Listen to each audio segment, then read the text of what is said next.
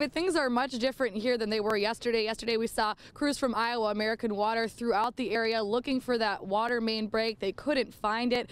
They basically yesterday spent a lot of time digging this hole you see right here, widening the hole that you see there, until later on in the day when they figured out that the leak was actually on the other side of the road. Now that's where it is. Now this is what we're noticing today though. Not so much water main problems, but traffic problems and detour problems. The only lanes that are open are Locust drivers headed westbound on Locust. That's the only lane that's open here.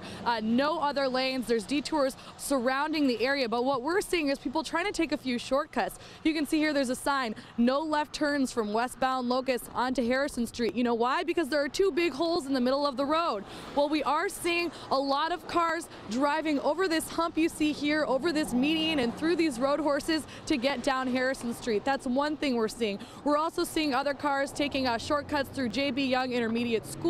So something that we don't want to do, because while there are no crews out here right now, they will be out here later today filling these holes with concrete. It makes their jobs very dangerous if cars are not obeying the posted detours. Now, a couple of us did take those detours this morning. They do take you out of the way just a little bit, did add 5 minutes to my drive time, but if you leave the house a little bit earlier, everybody else is going to be much safer. We're live in Davenport. Morgan Ottier, KWQC, HD News. Thanks, Morgan.